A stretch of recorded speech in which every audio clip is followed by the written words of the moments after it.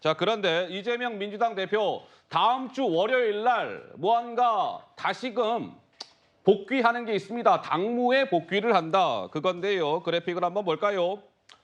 이재명 대표가 8월 31일부터 단식에 들어갔고 9월 18일 날 기억들 하십니까?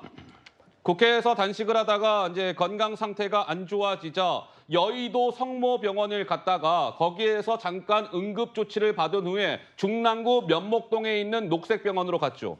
그것이 9월 18일이었습니다. 그리고 그 사이에 단식이 중단이 됐고 또 그 사이에 녹색병원에서 회복 치료를 받았고 또 그 사이에 녹색병원을 나와서 자택에서 회복 치료를 받아오다가 다음 주 월요일 그러니까 10월 23일 날 이재명 민주당 대표가 민주당 대표로서 복귀한다. 그것입니다.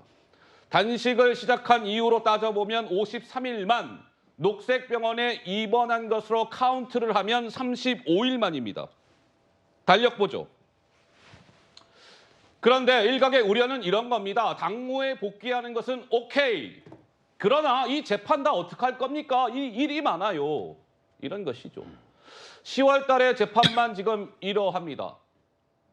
6일부터 해가지고 27일 다음 주 금요일 선거법 재판까지 이렇게 재판이 잡혀져 있었어요. 근데 13일 날 저 재판은 이재명 대표가 건강상의 이유를 들어서 불출석을 했고 원래 10월 25일에도 대장동 재판이 예고가 되어 있었는데 이재명 대표 측에서 국회 일정 등을 이유로 들어서 저 10월 25일은 세모 이런 겁니다. 어쨌든 포인트는 재판이 많다 이런 것이죠. 그러자 민주당 내에서 이런 우려의 목소리가 나왔습니다. 들어보시죠.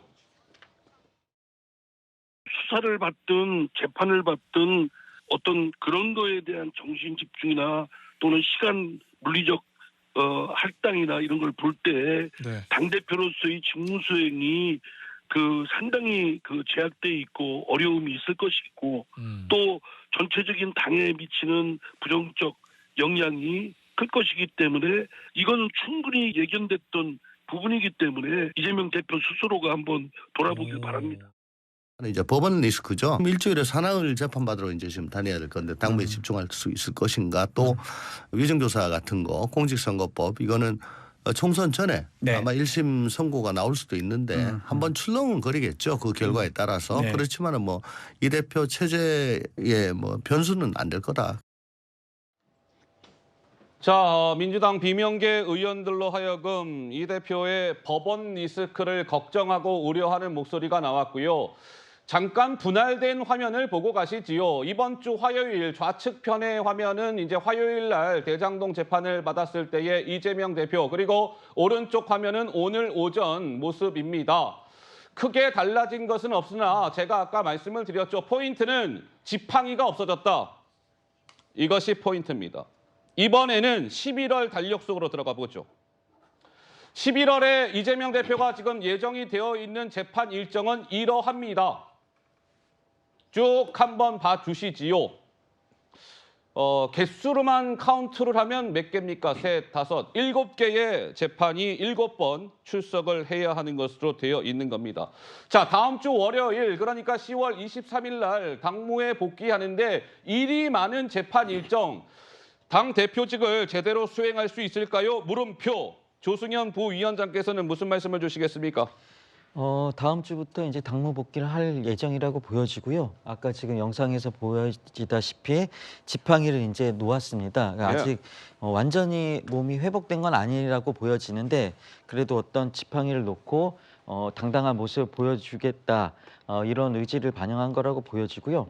지금 조금 전에 얘기가 나왔지만은 이런 것도 지팡이를 놓았다, 지각한 것까지 기사가 되어야 되냐 방금 앵커께서 말씀하셨지 않습니까? 네, 그 부분에 대해서 이런 것까지 이슈가 된다는 것 자체가 그만큼 이재명 대표한테 관심이 집중된다고 보여지고요. 예. 우리 국민의힘에서 윤석열 대통령 키워준 거는 민주당이라고 계속 얘기를 하지 않습니까? 그런 논리적인 거라면 지금 국민의힘이 지금 이재명 대표를 더 큰 정치인으로 키워주고 있다고 생각이 됩니다. 예. 그래서 이런 지금 재판 리스크 저런 얘기들을 이제 비명계 의원들이 말씀하시는데 그분들이 이제 계속 못마땅하신 것 같긴 한데 예. 이런 재판 리스크와 법원 리스크 뭐 정신 집중하기도 힘들다고 하고 체력적으로도 걱정을 네, 네. 해주지만은 이런 것을 이겨냈을 때 그런 초인적인 능력을 보였을 때 네. 국가 지도자가 될 수 있을 거라고 생각이 되고요. 뭐 아까 재판정에 뭐 지각을 했다 이 얘기도 나왔지만은 그것은 뭐 변호사니까 당연히 그러진 않죠. 판사한테 힘을 뭐하러 과시를 하겠습니까? 예. 그런 일은 없을 거라고 보여지고요. 알겠습니다. 이러한 네. 관심들이 집중되는 것이 이재명 대표한테는 오히려 기회가 될 수 있다. 그리고 당무 복귀해서 더 열심히 하겠다, 잘해보자 이런 메시지가 나올 거라고 저는 예측을 합니다. 자, 11월 그 달력 그래픽을 좀 다시 한번 넣어 주시겠습니까? 준비되는 대로 주시고요. 자, 11월 달에 지금 예정되어 있는 재판만 7번입니다. 서정옥 변호사님, 제가요. 정치적인 뭐 이런 것들 다 걷어내고 다 빼고 그냥 정말 상식적으로 현실적으로 한 개인이 한 달에 저렇게 굵직한 재판을 7번을 받는다. 이것이 피고인으로서는 어느 정도의 압박이고 어느 정도의 이게 중요한 일이고 저 정도의 재판을 받으면 일상적인 생활을 할 수 있습니까? 어떻습니까? 저는 게 어려운 게요. 예. 두 가지가 이제 중요한 게 보통 재판은 이제 한 10분이나 예. 20분이면 끝나요. 근데 이재명 대표의 재판은 거의 하루 종일 할 겁니다. 허허. 대부분 이게 오전에 해서 오후에 저녁이 돼야 끝날 거예요. 정의신문이나. 예. 제가 해보니까 이게 유동규 씨만 옛날에 선거법에 4번 나왔는데 전부 이게 하루 종일 하잖아요. 예. 이게 첫째 어렵고요. 예. 그다음에 두 번째 재판하는 날만 재판하는 게 아니에요. 그럼요. 전날 준비를 해야죠. 아, 준비. 예를 들어 예, 예. 어떤 정인이 논다. 그러면 이게 그 정인한테 뭘 물어볼 거면 어떻게 할지 변호사하고 이게 상담도 하고 예. 준비를 해야 되잖아요. 준비해야 되겠죠. 그러면 이게 거의 하루씩 준비하면 4일 아닙니까? 예. 이게 두 번째 심각하고 그다음에 그 중요한 게 이게 끝이 아닙니다. 그럼요. 수원이 있잖아요. 수원. 아하. 수원에 이제 그 쌍방울 대북 송금 이것도 이게 구속영장을 치든 안 치든 기소할 거 아닙니까? 예. 그럼 수원까지 또 가야 돼요.